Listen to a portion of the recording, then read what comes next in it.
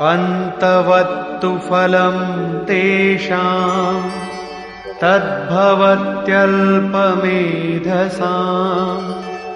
देवान् देवयजो यान्ति मद्भक्ता यान्ति मामपि। परंतु उन अल्प बुद्धि वालों का वो फल नाशवान है। आज फल है तो भोगते भोगते नष्ट हो जाएगा, इसलिए नाशवान है। देवताओं को पूजने वाले देवताओं को प्राप्त होते हैं, अर्थात देवता भी नाशवान है। देवताओं से लेकर यावन मात्र जगत परिवर्तनशील और मरण धर्मा है। मेरा भक्त मुझे ही प्राप्त होता है, जो अव्यक्त है, नैष्ठिकीम परम शांति पाता है। देवता हृदय के अंतराल में परम देव परमात्मा के देवत्व को अर्जित कराने वाले सद्गुणों का नाम है। थी तो ये अंदर की वस्तु, किंतु कालांतर में लोगों ने भीतर की वस्तु को बाहर देखना प्रारंभ कर दिया। मूर्तियां गढ़ ली, कर्मकांड रच डाले और वास्तविकता से दूर खड़े हो गए। श्री कृष्ण ने इस भ्रांति का निराकरण उपर्युक्त 4 श्लोकों में किया। गीता में पहली बार अन्य देवताओं का नाम लेते हुए उन्होंने कहा कि देवता होते ही नहीं, लोगों की श्रद्धा जहां झुकती है वहां मैं ही खड़ा होकर उनकी श्रद्धा को पुष्ट करता हूं और मैं ही वहां फल भी देता हूं। वो फल भी नश्वर है, फल नष्ट हो जाते हैं, देवता नष्ट हो जाते हैं और देवताओं को पूजने वाला भी नष्ट हो जाता है। जिनका विवेक नष्ट हो गया है वे मूढ़ बुद्धि ही अन्य देवताओं को पूजते हैं। श्री कृष्ण तो यहां तक कहते हैं कि अन्य देवताओं को पूजने का विधान ही अयुक्ति संगत है।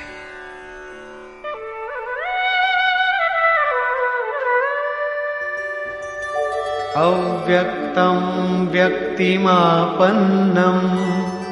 मन्यन्ते माम बुद्धयः परं भावमजानन्तो ममाव्ययमनुत्तमम्। यद्यपि जब देवताओं के नाम पर देवता नाम की कोई वस्तु है ही नहीं, जो फल मिलता है वो भी नाशवान है, फिर भी सब लोग मेरा भजन नहीं करते, क्योंकि बुद्धिहीन पुरुष अर्थात कामनाओं द्वारा जिनका ज्ञान अपहृत हो गया है, वे मेरे सर्वोत्तम, अविनाशी और परम प्रभाव को भली प्रकार नहीं जानते। इसलिए वे मुझ अव्यक्त पुरुष को व्यक्ति भाव को प्राप्त हुआ मानते हैं, मनुष्य मानते हैं। अर्थात श्री कृष्ण भी मनुष्य शरीरधारी योगी थे, योगेश्वर थे। जो स्वयं योगी हो और दूसरों को भी योग प्रदान करने की जिनमें क्षमता हो, उन्हें योगेश्वर कहते हैं। साधना के सही दौर में पड़कर क्रमशः उत्थान होते होते महापुरुष भी उसी परम भाव में स्थित हो जाते हैं। शरीरधारी होते हुए भी वे उसी अव्यक्त स्वरूप में स्थित हो जाते हैं। फिर भी कामनाओं से विवश मंद बुद्धि के लोग उन्हें साधारण व्यक्ति ही मानते हैं।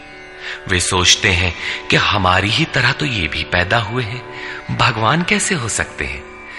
उन बेचारों का दोष भी क्या है, दृष्टिपात करते हैं तो शरीर ही दिखाई पड़ता है। वे महापुरुष के वास्तविक स्वरूप को देख क्यों नहीं पाते। इस पर योगेश्वर श्री कृष्ण से ही सुने। नाहं प्रकाश सर्वस्य योगमाया समावृतः मूढ़ोऽयं नाभिजानाति लोको मामजमव्ययम्। सामान्य मनुष्य के लिए माया एक पर्दा है जिसके द्वारा परमात्मा सर्वथा छिपा है। योग साधना समझकर वो इसमें प्रवृत्त होता है। इसके पश्चात योग माया अर्थात योग क्रिया भी एक आवरण ही है। योग का अनुष्ठान करते करते उसकी पराकाष्ठा योगारूढ़ता आ जाने पर वो छिपा हुआ परमात्मा विदित होता है। योगेश्वर कहते हैं कि मैं अपनी योग माया से ढका हुआ हूं। केवल योग की परिपक्व अवस्था वाले ही मुझे यथार्थ देख सकते हैं। मैं सबके लिए प्रत्यक्ष नहीं हूं। इसलिए ये अज्ञानी मनुष्य मुझ जन्म रहित अर्थात जिसे अब जन्म नहीं लेना है, अविनाशी अर्थात जिसका नाश नहीं होना है, अव्यक्त स्वरूप अर्थात जिसे पुनः व्यक्त नहीं होना है, को नहीं जानता। अर्जुन भी श्री कृष्ण को अपनी ही तरह मनुष्य मानता था। आगे उन्होंने दृष्टि दिया तो अर्जुन गिड़गिड़ाने लगा, प्रार्थना करने लगा। वस्तुतः अव्यक्त स्थित महापुरुष को पहचानने में हम लोग प्रायः अंधे ही हैं। आगे कहते हैं, वेदाहं समतीतानि वर्तमानानि चार्जुन भविष्याणि च भूतानि मां तु वेद न कश्चन।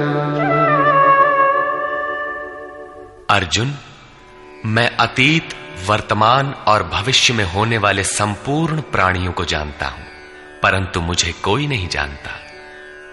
क्यों नहीं जान पाता? और का शेयर करो वीडियो और फॉलो करो, सब्सक्राइब करो। सब्सक्राइब भी करवा देंगे, इस करवा दीजिए। करवा दो भैया, फॉलो कर लो आप लोग, सब्सक्राइब भी कर लो।